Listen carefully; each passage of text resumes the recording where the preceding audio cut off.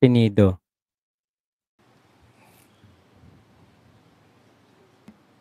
Naniniwala ka ba na alam ito ng maraming PNP personnel? Pero ikaw lamang ang naglakas loob na expose ito? Mayroon nakaalam, mostly, Your Honors, mga classmate ko. At saka sa Region 8, alam nila na yun mga nangyari sa akin, Your Honors. Kung nabanggit mo yan, na kung ayaw ng Chief PNP ang illegal drugs, walang illegal drugs, pwede rin ba nating sabihin na kung ayaw ng Chief PNP ang illegal gamblings, kasama ang illegal pogos, walang illegal na ganito? Yes, Your Honors. Thank you, Mr. Chair. Referring to your affidavit, paragraph 34, page 6, nabanggit po ninyo na from my experience, I can say that the PNP is the biggest crime group in this country. Tama ba, Mr. Chair? Yes, Your Honors, but I made repeatedly explain and expound last Quad Committee hearing, Your Honors. Yes. Ano ang nagtulak sa'yo para sabihin to? Your Honors, I have supposedly reply for the controversial issue last hearing, but that is your question. I'm not yet read my reply, Your Honors, but to tell you, I can say that because of also my experience. Yes, thank you, Mr. Chair. Colonel Espinido, Mr. Chair,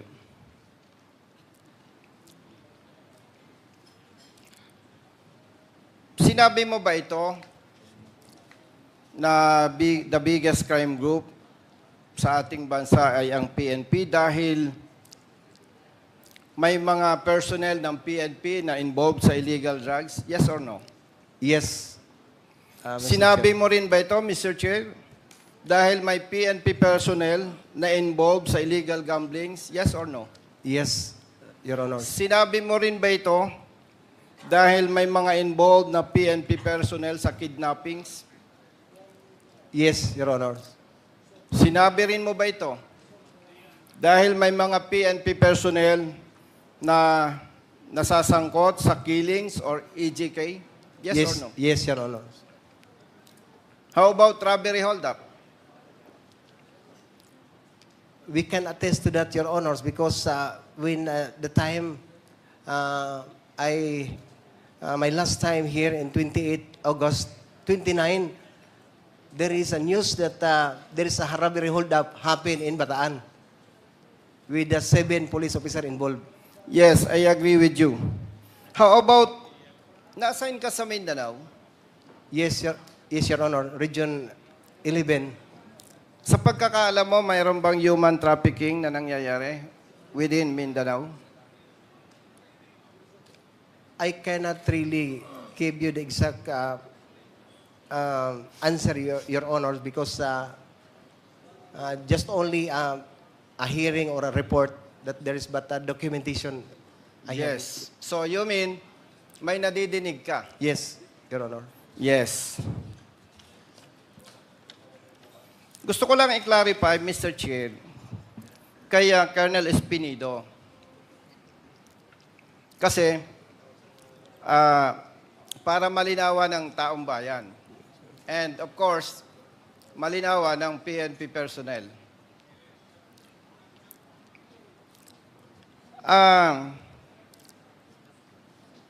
Kung pagbabasihan ko yung ating conversation, this hearing,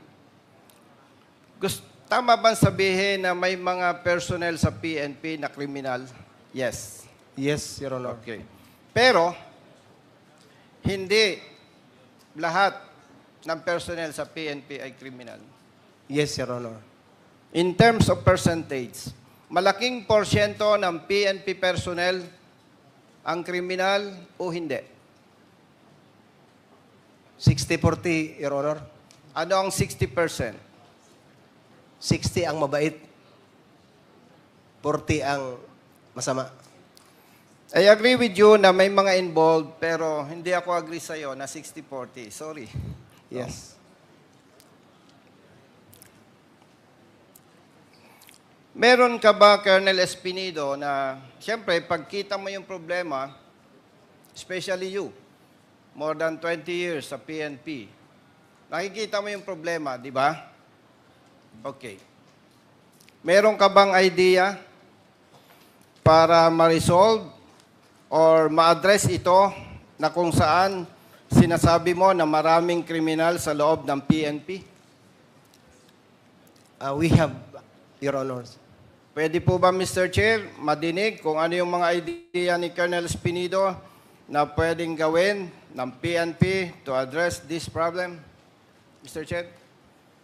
Your Honor, number one, we must stick to the core values of the PNP. Dapat ang pulis. It refers to four aims. Makadiyos, God-fearing, makakalikasan, makatao at makabansa. Remember, Your Honors, when I applied for police or public basic recruit course as a PO1, sa pag-umpisa pa lang sa training, turuan ka na ng enlisted instructor mo na mag-utang. Tinawag na issuematic. Hanggang matapos ka sa pag-training mo, utang, loan, utang. Tinuruan ka na hindi ka magbayad sa utang mo kasi wala ka ng pera, wala ka ng sweldo, wala ka ng sahod. Kasi ang gusto din ng PO1, na hindi siya pagtripan ng mga enlisted instructor, kung ano-ano na lang ang gusto ng mga enlisted instructor, sang-ayon ang PO1. Diyan pa lang sa training center, Your Honor, hindi mo na makikita na makadiyos ang polis. Pangalawa, dapat masali sa subject ng PPEC. Yung talagang prinsipyo na may Panginoon. Your Honors, involvement of concubinage and adultery sa law enforcer ang dami. Lawbreaker, law enforcer, lawbreaker. Kaya hindi, paano natin masolba ng problema when in fact in the police station and training center mismo may tungit. Illegal gambling. Ang nag-umpisa ang mga senior officers. That's why I can say, Your Honors, Mr. Chair, that if we need to change the total PNP, the member of the PNP, it must be from the general down the line, not from the PO1 up to the general. Yun ang nakikita ko, Your Honors, dapat talaga iisabuhay yung pro-God, yung God-fearing, para makita mo ang commitment ng isang law enforcer na hindi takot mag-implement kasi ang katakutan lang niya ang Panginoon. Your Honors. Mr. Chair, yung nabanggit ni Colonel Espinido, the first two. Etong si Espinido, ito pong si Espinido, God-fearing, alam niyo po kung bakit? Seventh-day Adventist po ito eh. Kaya yun ang kanyang sinasabi, di ba? Totoo yun. Paano nga naman mababago ang structure ng PNP? Paano magtitino ang mga PNP official kung yung general, ilan ang asawa? 3. Yung colonel, maraming asawa. Etong si Garma, kita nyo si Garma, may asawang tunay. Naging jowa ni Digong. Di ba? Hindi talaga mababago kung dyan mismo sa mga matataas na ranggo, puro katarantaduhan na yung mga nangyayari at ginagawa. Bakit? Inispoiled ni Digong ang mga kapulisan noon. For core values ng PNP, which is makadiyos at makatao. Balikan ko lang yung nabanggit mo na kung ayaw ng Chief PNP ang illegal drugs, walang illegal drugs. Kung Yes. ayaw ng Chief PNP ang illegal gamblings, walang illegal gamblings. Yes, Your Honor. Tanong, may idea ka pa ba kung itong maka-Diyos at makatao ay sabi-sabi lamang? Is there any option para ma-address yung problema?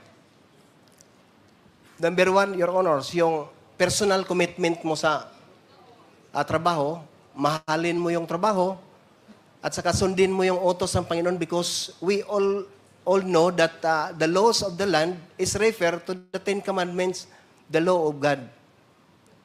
So, kung isasabuhay mo yung batas na yon, magsasabi tayo na totoo kang nagtrabaho na may Panginoon kasi hindi ka takot at saka alam mo kung anong batas na ipapairal o i-implement mo, enforce mo kasi yun na sinasabuhay mo yung training mo, you love your training, you love your organization because you love first your God, Your Honor. Are you aware, Colonel Espinido, na meron chaplain service sa PNP? Yes, Your Honor. Gusto mo bang sabihin na parang kulang yung kanilang trabaho? Yes. Ang laking kulang, Your Honors, when in fact I have a picture, document in my chapel of Region 8, Police Regional Office 8. Makikita mo, Your Honors, ang kaibahan. Ang 10 Commandments na sa Exodus chapter 20, verse 3 to 17, iniba na. Iniba na ang 10 Commandments na nilagay sa harap ng chapel. So, doon pa, lawbreaker na ang pulis. But iniba na ang 10 Commandments na binigay ng Panginoon sa Exodus 20, 3 to 17. Specific yun from 1 to 4, love your God. From 5 to 10, love your neighbor as you love yourself. So doon nag-umpisa na. Nasa loob pa, may violation na, disobedient of the law. Ang kapulisan natin. Sa Pro 8, Your Honor, I can see to that. Going back. So dapat, Ayan na. Si Espinido, talagang ano to, maka-Diyos talaga. Maano natin si Espinido, maka-Diyos. So, ginamit lang talaga ni Bato, si Espinido, para idiin itong si Kerwin Espinosa. Para si Kerwin Espinosa, idiin naman itong si Laila de Lima. Yan yung ating na-observe sa mga pangyayari nitong mga nakaraang araw. Etong si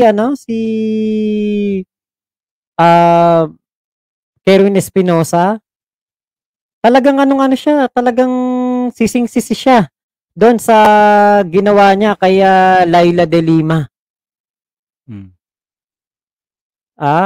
Talagang sising-sisi siya dahil nga po pinressure siya nitong si Bato para po ituro etong si Laila de Lima at siraan.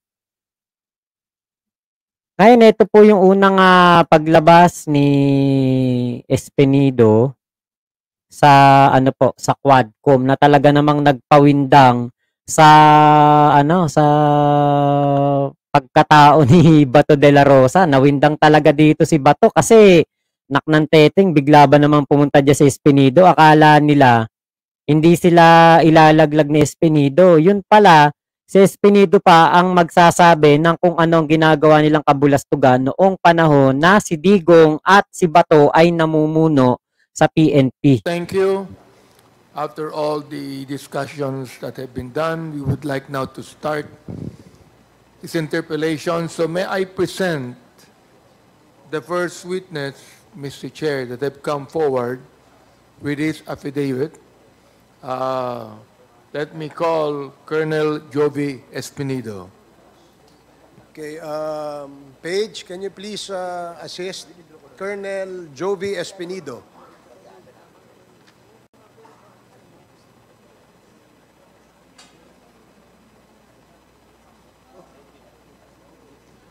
Good morning, Colonel Espinido. Good morning, sirs, Your Honors. Good morning. Do you have a lawyer with you? Yes, Your Honor, Mr. Chair.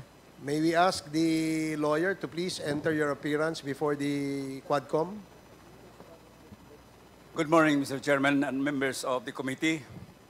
I am Andres B. Fernandez Jr., and the rule of attorney is 28504, member IBP, Misamis Occidental.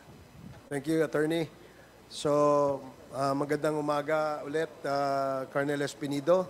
Meron ka bang opening statement? Meron ka bang prepared statement? Yes, Your Honor, Mr. Chair. May I ask everybody, please, to be silent for the moment so that magkarinigan tayo. Meron ka bang prepare na statement o meron kang gustong opening statement? May prepare and opening statement, Your Honor, Mr. Chair. Okay, sige. Please proceed. But before, Your Honors, Mr. Chair, I would like to ask if my oath, if valid when my first attend in Commission on Human Rights last month. Yes, because you have already taken your oath in the committee hearing of the Committee on Human Rights. It follows that when we consolidated the four committees and formed this Quadcom, your oath still exists, so to speak. But just for purposes of clarity, we can administer the oath to you in our committee hearing today. COMSEC, you are directed to administer the oath of our resource person, Colonel Jovi Espinido. COMSEC. Sir, please stand and raise your right hand. Do you swear to tell the truth, the whole truth, and nothing but the truth, and God may help you? Yes. Thank you. Okay, salamat. Thank you, COMSEC. Salamat, Colonel Espinido. Please proceed with whatever you want to say. Before my opening statement, Your Honor, Mr. Chair, I would like to thank to my God for allowing me as one of your resource person here in this Quad Committee. And to our Senior Deputy Speaker, Honorable Don Gonzales, sir, and Deputy Speaker, Honorable J.G.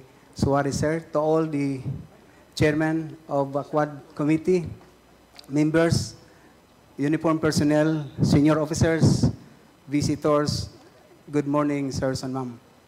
I am Police Lieutenant Colonel Joby Rodriguez Espinido, 55 years old,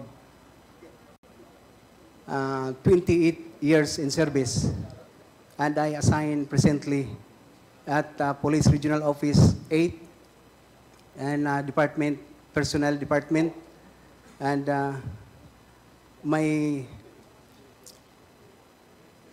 previous assignment, Your Honor, Mr. Chair, when I was assigned in Samar and Leyte and Albuera and Uzamis. Just only a brief and concise opening statement, Your Honors, Mr. Chair. For the information of sa lahat naman, I was victim and robbery hold up with my family before I joined the PNP, and victim also in extortion. I said victim in robbery hold up and extortion because that group in Leyte for almost 8 years nahuli yung grupo, ako pa ang nakahuli nang magpulis ako. Victim in extortion because kami na ang na-hold up, yung mga pulis magpunta sa amin para maghingi ng pang-diesel, pang-fuel, para hulihin ang suspect. Lahat na tanong ko, Your Honor, Mr. Chair, na sa akin pagtingin, kung ako ang magpulis, it can help the government and ma-change man lang ang system ng police in a little way. I believe that the purpose of this Quad Committee is aid of legislation. It may be my experiential or experience testimony can help to legislate or to amend the existing laws. For 12 years, Your Honor, Mr. Chair, I am Police Officer 1, Patrolman. Hindi ako naka-experience ng promotion. Why? Because in 2000, I am also batch of 1996. Public Safety Basic Recruit Course in PPEC and Regional Training School, Region 7, na 96, batch 96. I have encountered, Your Honor, Mr. Chair, na ako ang na-assign sa City Anti-Narcotics ng Ormoc in the time. 2000, I filed complaint to the Military Ombudsman and the DOJ of Ormoc City for 14 uniform personnel. Isa doon yung Regional Director for Administration, yung City Director ko, yung hippie ko mismo sa station, yung Deputy. They are all 14 for bribery, direct bribery. Tumatanggap sila ng payula. Ako lang isa, Your Honor, Mr. Chair, ang nag-file ng complaint. I know, alam ko lahat kasi ako ang operatives ng City Anti-Narcotics Unit ng Ormoc at the time. Then after, nanoon na si Espinido, Your Honor, Mr. Chair, na Super Cup ng Leyte. Kagawian ko na kung saan ako ma-assign yung worship ng station ko, morning at saka evening, pinapa-worship ko talaga ang mga polis kasama ko. Nung lateral entry ako kasi at my commissionship, Your Honor, Mr. Chair, is through lateral entry. I am batch 08, 2008. First assignment ko na ako ang naging hippie ng Gandara, Samar. Ang purpose to disband the private armed groups of Samar. Then, for 1 month, I disbanded the group of Cabonyos. Nahuli natin yung mayor for 700 warrant of arrest, 600 na implement natin. Isa lang ang patay yung assistant ng private armed groups leader. Because of politicking, Your Honor, Mr. Chair, na-relieve ako ng region. But fortunately, I believe that my assignment, maski kung saan, I considered it that all things work together for good, for there is a purpose. That is from Romans 8:28.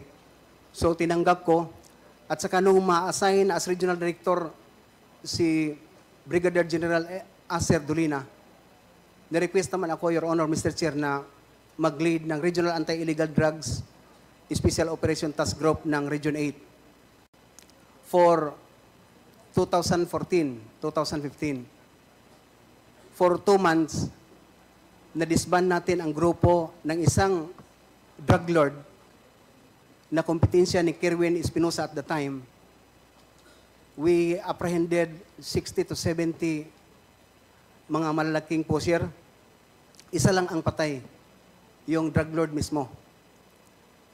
So, instead na yung regional director ko nagtawag sa akin personally, Your Honor, na may spot promotion, pero ang nangyari, na-relieve ako sa Mindanao.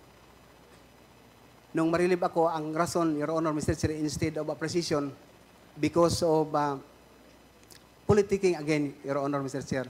So, yun ang mangyari palagi sa akin. Tinanggap ko din, but for 6 months, when I was graduated and Police Intelligence Officers Course, schooling namin sa Cagayan, nanalo na ang previous administration. Si President Duterte na ang naging presidente 2016, na Chief PNP Chief PNP Bato de la Rosa. Nakatanggap na ako ng call, Your Honor, through Chief PNP Bato de la Rosa, na ako requested ng Leyte, particularly in Albuera, through the mayor of incumbent mayor, Mayor Johnny de la Serna, nasabi si Chief PNP Bato na nandito sa opisina ko sa Davao, nagpunta, kay ikaw ang requested, kay ikaw lang ang kinakatakutan ni Kerwin Espinosa. So ako, Your Honor, taga Leyte, so parang akong, I am very impressed and happy for that information because makauwi na din ako sa amin. But yun na, Your Honor, Mr. Chair, nung ma-assign ako, siyempre, ang instruction, si Kerwin Espinosa, i-disband. No? Kasi siya ang nag-proliferate ng drugs doon sa Albuera, sa Region 8. So namasayan ako for only 18 days, for 1 month. Na-disband natin ang grupo ni Kerwin Espinosa na nag-surrender yung papa niya for protective custody 1 month nandito sa atin para na sa star witness, maging star witness natin. Fortunately din, si Kerwin Espinosa nahuli sa ibang bansa. For my 6 months na nahuli natin, nakakonfiscate tayo ng drugs for 14 kilos, more or less, yung baril na 60 to 70 pieces na long and short firearms. Walang namatay sa operasyon ng illegal drugs. Because of Senate hearing, Your Honor, Mr. Chair, si Kerwin nagsasalita sa Senate. And before nagsalita si Kerwin Espinosa, may reporting ako sa office ni CPNP Bato the day before the Senate hearing. Doon mismo, Your Honor, Mr. Chair, nakarinig ako kay Senator Bato na ako involved ng drugs. Sabi daw ni Kerwin, tumatanggap ako ng 20,000 per month na na-assign ako sa Davao. That is the first time, Your Honor, Mr. Chair, na paluha ako nagtingin kay Sir Bato na nasali na yung pamilya ko, yung buhay ko, na disband na si Kerwin Espinosa. Why I am here, sir? Para mag-report sa iyo na accomplish ang trabaho.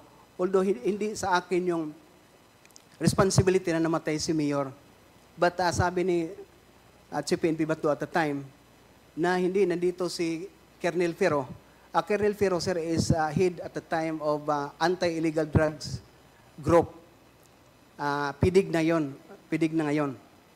So, kinonfirm ni Colonel Ferro na ako daw tumatanggap. Sabi ko, saan man si Kerwin, sir, hindi din ibigay sa akin si Kerwin ni isang bisis, isang minuto na si Kerwin ibigay sa akin nung mahuli si Kerwin, when in fact ako ang team leader ng folder ni Kerwin Espinosa. So nagtaka na ako, Your Honor, Mr. Chair, but I believe in God that the truth will set me free. When nandoon na sa Senate, Your Honor, Mr. Chair, kinukross na si Kerwin Espinosa, stated sa documents naman na sa lahat ng tanong ng mga senators at the time, na lahat ba tumatanggap ang tanong, ang sagot ni Kerwin Espinosa, hindi lahat, sir, maliban kay Sir Espinido, na instead na hingian ko siya ng bank account, isend sa akin yung Bible verse.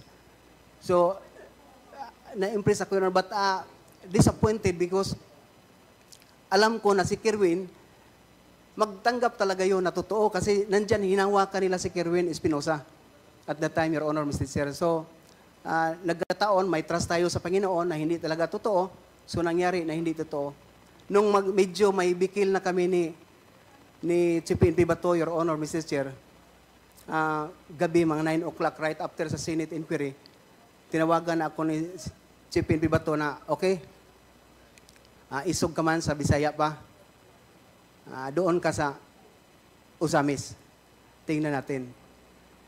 So, maraming nagsabi, Your Honor, Mr. Chair, na kung ako magpasahin ng Usamis, patayin, kasi nandoon lang ako ilagay sa baba ng buhaya. But I believe in God always, Your Honor, Mr. Chair, that every assignment that I have, that is a blessing and there is a purpose. Pinuntahan natin, Your Honor. They think na hindi makaya kasi parang in-underestimate lang yung pagkapulis ko because number 1, lateral entry ako. So, ganun ang mga nangyari, Your Honor, Mr. Chair, sa kunting information na ibigay ko sa inyo ngayon. But to tell you to end, ako, Your Honor, Mr. Chair, hindi lang biktima ng rubber hold-up, extortion, biktima pa ko ng destabilization ng karakter ko. Ako ang number 1 na nag-disband ng grupo ni Kerwin Espinosa. But, gusto nila na isali ako sa drug money na protector ni Kerwin Espinosa. Pangalawa, and I have, Your Honor, a list sa PR address list na sinali ako kay Espinosa as level 3, high value target, Your Honor, Mr. Chair. Drug lord pala si Espinido. So, doon na naman sa Usamis, nung ma-accomplish natin ang Usamis, Your Honor, Mr. Chair, pinapareport na naman ako sa office ni Police Brigadier General Archie Gamboa na sinabihan ako doon na, Juby, involved ka pala sa Malaysian drug trafficking. Wala ako magawa, Your Honor, Mr. Chair, just only to pagdasal lang, Lord, ikaw talaga kakampi ko, ang pulis ngayon. Sino pa ang paniwalaan ko? That time, Your Honor, Mr. Chair, may pagkataon na pinapatawag ako, pinapareport ako kay President Rodrigo Duterte at the time. Nag-report ako direct sa kanya. Sinabihan ko na siya kaagad, Sir, bakit sinali na naman ako sa Malaysian drug trafficking? Kung hindi sana gusto niyo na mangyari itong nangyari ngayon kay Espinosa at saka kay Paruhinog, bakit pinahintulutan niyo ako na mag-team leader? Maghipis. Sana wala na lang para hindi niyo ako isalin ng ganun naman lang na tinawag, Your Honor, Mr. Chair, na games of the general. So, continuous because I am obedient to my senior officer, inassign na naman ako ng Iloilo. Ma-assign tayo ng Iloilo, but before, Your Honor, Mr. Chair, may huli tayo accomplishment natin sa Uzamis, 168 na mga arrested person. They are all convicted. And siyam lang ang namatay for 2 years na mga poser. Siyam lang ang namatay. Sa drug operation, illegal drug operation ang masasabi ko, Your Honor, Mr. Chair. So, nung ako ma-assign sa Bacolod, from Iloilo, going to Bacolod, going to part of Negros Oriental, na mag-report ako na malapit na makuha natin, Your Honor, Mr. Chair, kung saan talaga ang drugs, going to Negros Oriental. Pa-stop ako ng trabaho kasi mag-report si Espinido sa Krami kay kasali sa 357 drug watch list na naman.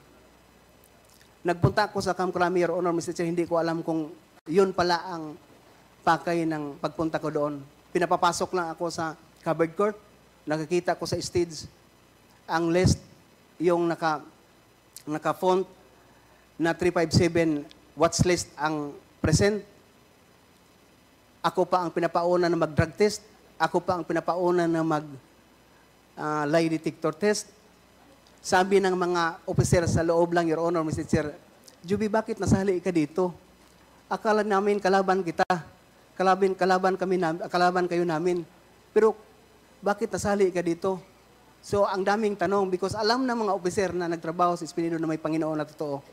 So, best practices for me, Your Honor, Mr. Chair, before I end. Kung saan ako ma-assign, makita mo, Your Honor, Mr. Chair, yung stasyon ko na makita, mapapasok mo yung 10 commandments sa likod ng desk officer, yung Psalm 23:91 sa bawat poste ng station, yung mga signage ng checkpoint ko, Bible verse, at saka first offense ko, Your Honor, Mr. Chair, kung traffic violation lang, 10 commandments before ko mag-penalty sa kanila. Just to give, emphasizing the police officer and even the constituents na talagang may Panginoon. Kasi sa akin, Mr. Chair, Your Honor, yung mga poser at saka user, they are all victims. Bigyan ko sila ng second chance. Kaya lahat ng mga istasyon na assign ako, I call the attention of the executive, the mayors, the siblings, and the other relatives, nakausapin ko sila to give them a second chance. So yun ang ginawa ko, and it is recorded, Your Honor, Mr. Chair. So thank you for the time, Your Honor, Mr. Chair. And before siguro mag-in ako, sabi ko pa nga, I would like to distribute my sworn statement to make you have a perusal and reference. Sige, Comsec, please help them. Although copies of the affidavit have already been distributed earlier, and I'm sure the members have read the affidavits or the affidavit. So we will now proceed with the interpellation. Thank you, Colonel Espinido. Salamat. First to interpellate is Congressman Joel Chua. Is Congressman Chua present? Thank you, You are Mr. Chair. recognized, Congressman Chua. Wait, may I proceed, Mr. Chair? Please proceed. Thank you, Mr. Chair. Colonel Jovi Espinido, Meron po ditong affidavit na sa page 7 po, nakalagay po dito, Jovi Espinido, at ito po ay notaryado, at may pirma po dito sa taas ng pangalan na Jovi Espinido. Ito po bang pirma ay pirma po ninyo? Yes, Your Honor, Mr. Chair. Maraming salamat. At ang kada pahina po nito ay may pirma po na initial sa baba po. Sa page 1, page 2, hanggang page 6. Ito po ba mga pirma po ninyo? Opo, Mr. Chair, Okay. Your Honors. Thank you. Kanina po binabanggit po ninyo na kayo po ay active member ng PNP. So, ano ho ang inyong position ngayon at saan po kayo ngayon nakadetail? For me, now, presently, Your Honor, Mr. Chair, at Department of Personnel, non-duty status for going to retire, Your Honor, Mr. Chair. Non-duty status, so ang ibig pong sabihin kayo po ay naka-floating, tama po ba? Yes, Your Honor, Mr. Chair. So, ano po ang, alam po ba ninyong dahilan, ba't po kayo naka-floating ngayon? That is the procedure, Your Honor, Mr. Chair. But as long that you are going to retire for 3 months, may issuance na doon na non-duty status ka na para sa mga requirements for your retirement mo na ma-comply mo, Your Honor, Mr. Chair. Okay, so ibig sabihin po, 3 months from now, kayo po ay magre-retiro na sa serbisyo. If God's will, Your Honor, Mr. Chair. Okay, thank you. So sabi po ninyo dito sa inyong affidavit, kayo po ay dating Chief of Police ng Albuera, Leyte. So bilang Chief of Police po ng Albuera, Leyte, ano po ang inyong mga naging duties doon? Pardon, Mr. Chair, Your Honor. Bilang Chief of Police po ng Albuera, Leyte, ano po ang inyong naging duties doon bilang Chief of Police? Number 1, to disband the Kerwin Espinosa drug groups, Your Honor, Mr. Chair. Okay.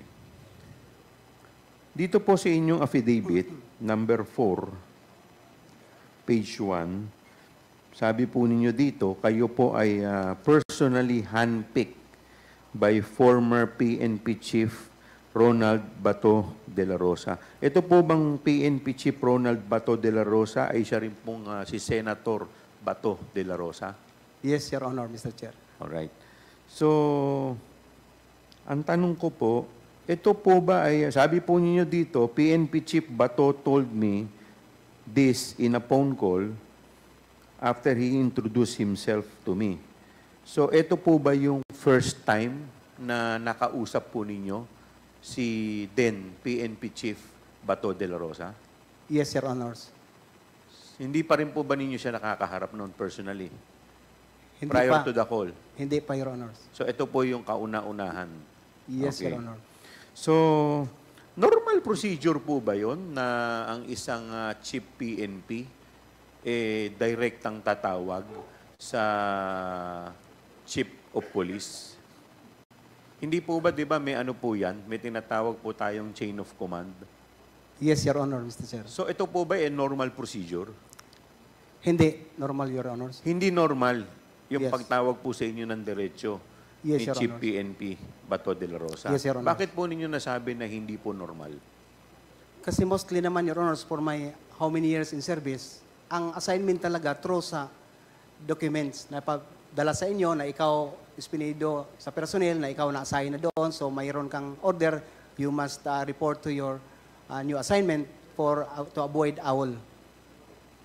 So paano nyo nasiguro na yung kausap po ninyo sa telepono si Chief PNP Bato de la Rosa? Hindi po ba kayo nagtaka?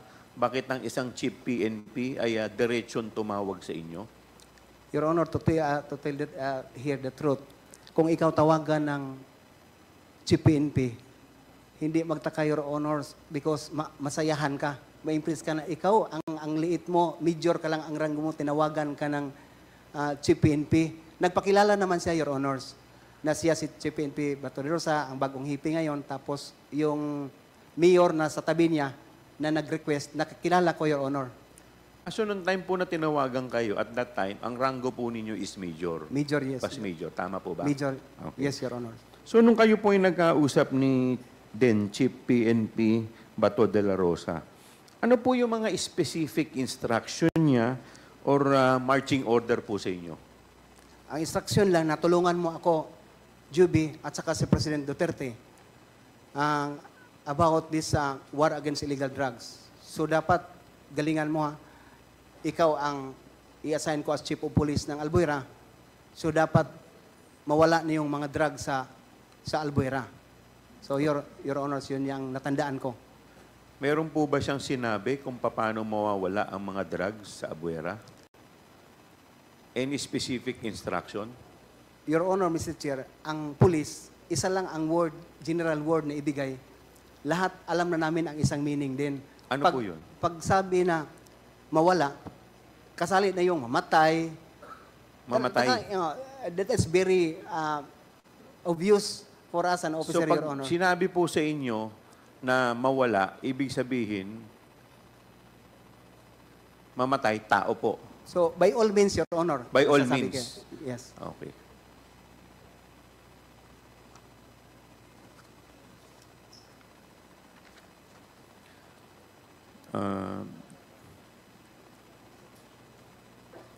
Dito po sa inyong affidavit, sinabi po ninyo, nagpunta po kayo doon specifically at to disband the group of Kerwin Espinosa. Tama po ba? Yes, Your Honors, Mr. Chair. Okay. Ano pong klaseng group ito? Yung kay Kerwin Espinosa? Espinosa Drug Syndicate, Your Honor. Drug Syndicate? Yes, Your Honor. Okay. So, paano po ninyo nagawa na sabi po ninyo kanina, 18 days? Yes, Your Na Honor. disband po ninyo. Paano po ninyo nagawa yan? Nung ako na-amasahin sa Albuera, Your Honor, Mr. Chair, kaugalian ko talaga yung kausapin yung mga pulis nandoon, assign. Kasi nung dumating ko 2 days after, nag-request ako kay Mayor na magpunta sa akin para mag-surrender. So, ang sabi ng mga police non-commission officer, yung mga sarhento, na magpa-relieve sila kasi takot sila na ako ang hipi, na talagang madadali si Kerwin kasi alam nila ang prinsipyo ni Espinido, Your Honor, Mr. Chair. So, silang ang sinabihan ko muna na ito, totoo na tong trabaho natin. Samahan niyo ako para matapos ang problema taga dito kayo sa Albuera. After 2 days, Your Honor, Mr. Chair, na pakinggan ko na lang through sa media na si Mayor Espinosa nag-surrender sa Camp Crame direct kay CPNP de la Rosa. At ako naman, Your Honor, Mr. Chair, may mga information na may bibinta pa ng drugs because 2 days pa ako doon dumating sa mansion ni Kerwin Espinosa. Yun ang first ko na nag-bypass tayo ng malaking bypass natin na mga right hand talaga ni Kerwin Espinosa. I have here, Your Honor, Mr. Chair, sa accomplishment report ko sa Albuera since pagdating ko at saka pagkatapos. Sir, ang binabanggit po ninyo, ang sumurrender po is si Mayor Espinosa. Yes, Your Ang Honor. binubuwag po ninyo si Kerwin. So, si Mayor Espinosa po ba ay ama ni Kerwin? Tama po? Yes, Your Honor. Okay. Bakit po si Mayor Espinosa ang sumurrender, hindi po si Kerwin? Ibig niyo po bang sabihin, magkakuntsaba po yung mag-ama sa drug trade? Yes, Your Honor. So, magkasama sila? Magkasama sila, Your Honor, Mr. Chair. Okay. So, sabi po ninyo dito sa inyong affidavit, meron po ditong si Mayor Espinosa may sinubmit na affidavit o may na-execute na affidavit at may kasama po itong ledger and at the same time, ito po ay video recorded. Tama po ba? Yes, Your Honor, Mr. Chair. So, nasaan na po itong affidavit, ledger at saka yung video? Yung iba na reproduce natin, Your Honors, because we filed cases to DOJ, Ombudsman, RIAS, NIAS, sa lahat ng mga protector. But actually, ang lahat ng original na file, folder sana natin, Your Honor, ibinigay turnover ko sa provincial director namin at the time, Colonel Simborio. Brigadier General na ngayon, Franco Simborio, Your Honor, because I always going to relieve sa Ozamis na. Please wrap up, Congressman Chua. Thank you po. So napansin ko po kasi dito sa inyong affidavit, unang-una tinawagan po kayo ng personal ni General Bato. Sabi po ninyo dahil kayo handpick. Dito po sa number 6 ng affidavit ninyo, sabi ninyo, si Chief PNP Bato po ay tinurn over sa inyo si Mayor Espinosa. And then, dito rin po sa sa number 12, page 3 ng inyong affidavit, sabi ninyo, I personally reported to PNP Chief De La Rosa at his office in Camp Crame. Yes, Tama Your po Honor. ba? Okay. So, lahat po ba ng galaw ninyo, diretso po ninyong nire-report kay former Chief PNP Bato De La Rosa? Yes, Your Honor. Hindi lang kay Chief PNP, Your Honor, pati sa Presidente. Direct ako mag-report. Diretso kayong nagre-report kay Presidente at saka kay Chief PNP De La Rosa, Your So Honor. yung Presidente pong pinag-uusapan po natin, si President President Duterte, Your Honor. Duterte. Yes, Your Honor. So pag nag-report ko po kayo kay President Bato, nagre-report din po kayo kay Presidente. Tama po ba? Hindi, mas marami mag-report ako sa kay Presidente Rodrigo Duterte. At diretso Your po kayo Honors. nagre-report. Normal po ba ang isang, at that time sabi ninyo, major kayo, normal po ba yon na yung isang major, diretsong nagre-report po sa kanila? Again, hindi, Your Honors. Hindi normal. So, ibig sabihin po, kayo po ay kumukuha ng instruction directly from the President and Chief PNP Bato. Tama po ba? Yes, Your Honors. That's it, Mr. Chair. Thank you, Congressman Chua. The next to interpolate is Congressman Ando Waminal. You're recognized. Thank you, Mr. Chair. Mr. Chair, our resource person today is a man I previously worked with. He was my first chief of police when I was the mayor of Ozamis City. So I move, Mr. Chair, that I be allowed to address our resource person directly. Please proceed. Thank you, Mr. Chair. Colonel, magandang araw po. Magandang araw. Nabasa ko po ng maigi ang the same affidavit na binasa at kinumpirma ni Congressman Joel Chua. May tanong lang po with regards to your assignment in Ozamis. Sinabi niyo po that it was PNP Chief Bato who tasked you to dismantle the local drug kingpin by all means necessary. And that supposedly meant to neutralize or eliminate the target. Dito din po sa affidavit ninyo, sinabi niyo po na si Mayor Aldong Paruhinog nag-report sa inyo na itong lahat ay politically motivated or he is being politically persecuted. May tunong lang po, aside from PNP Chief Bato, may ibang tao po ba na nag-order sa inyo na i-dismantle yung drug group in Ozamis City? Meron po bang local officials or other personalities involved? Or was it only Chief PNP Bato and the former president? It was only Chief PNP Bato De La Rosa, Your Honor, who gave an order. So wala pong iba. It was Chief PNP Bato. Yes, Your Honors. Sinabi niyo din po na tinawagan kayo ni Chief PNP Bato. The same question with Congressman Chua. Paano niyo po na-confirma na yun si Chief PNP Bato ang tumawag sa inyo? Number one, Your Honors, siya ang tumawag, nag-introduce sa kanyang sarili na siya si Chief PNP Bato at saka nagsabi siya na sa katabi niya, nandito si Mayor Johnny de la Serna na nag-request. At saka right after na mag-usap kami, Your Honor, Mr. Chair, binigay niya yung cellphone niya kay Mayor Johnny de la Serna in which si Johnny de la Serna incumbent mayor ng Albuera ay kaibigan ko.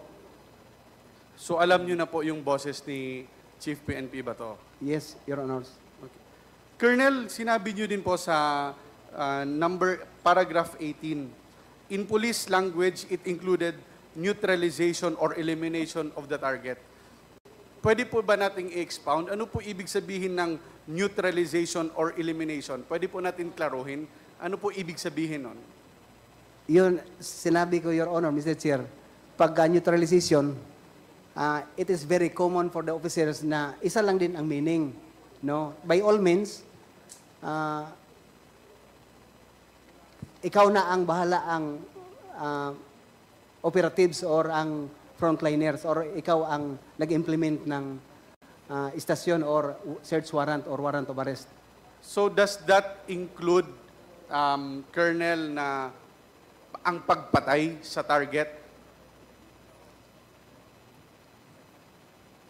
Kasali na, Your Honors. So, kumbaga, parang sinasabi niyo po na yung order ni Chief PNP Bato to eliminate ay the same as saying patayin ang target?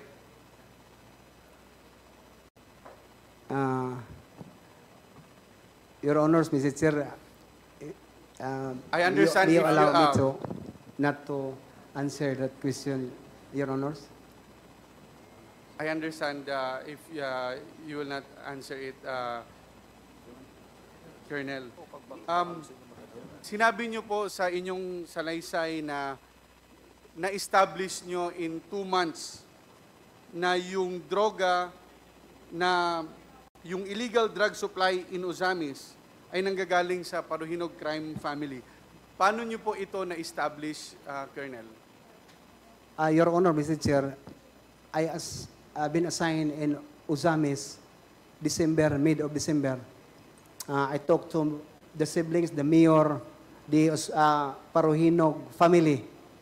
To this, after I assume as a chief of police in that city, telling them what really I want to do, I want to have from them, na gusto ko, Your Honor, Mr. Chair, na isurindi nyo na lang lahat para makauwi na ako sa Leyte. But then, sabi nila, politika yon,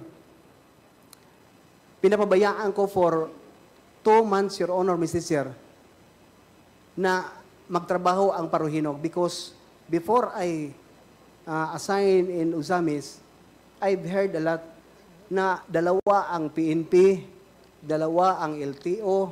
Ang PNP, that means ang isa, Philippine National Police, yung isa, Police ni Paruhinog.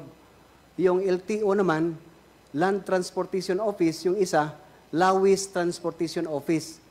Pag PNP, lahat ng mga huli sa police natin, PNP, na Philippine National Police, i-turn over sa police ni Paruhinog. So doon ang transaksyon. Kung ikaw naman manawakawan ka ng mga sasakyan, doon ka magpunta sa police ni Paruhinog sa office ng tinawag nila na Lawis Transportation Office para magbigay ka ng pera. Nalaman ko na yung lahat for 2 months na sila lang ang nagtrabaho. Manghuli sila for citizen's arrest. Pinoprove ko, Your Honor, Mr. Chair, na totoo talaga yung sinabi nila na 2 police PNP sa Ozamis, 2 ang LTO. Nung last, Your Honor, Mr. Chair, na tinuturn over nila sa akin na mag-asawa, a couple, na nagsasalita na sa amin na, Sir, planted sa amin ni Mayor. Kasi kami nagbibinta, Sir, pero nung malaman namin na ikaw na ang nasign dito, nagpunta na kami sa Marawi. But we observe, Sir, na hindi ka man ang huli. So, bumalik kami dito para magbinta. Pero Marawi ang source namin. Nagkataon, Sir, na wala na kaming item, yung Asia Boy, Your Honor, Mr. Chair, pinantiran kami ni Mayor para lang mahuli. So, at the time, Your Honor, Mr. Chair, pinuntahan ko na si Mayor sa opisina, sinabihan ko na stop na lahat ang operasyon ninyo. Ako na ang magtrabaho, Your Honor, Mr. Chair. So, Colonel, in short, nag-imbestiga kayo ng maigi at you were convinced that the Parohinog were really into the drug trade. Yes, Your Honor, Mr. Chair. Colonel,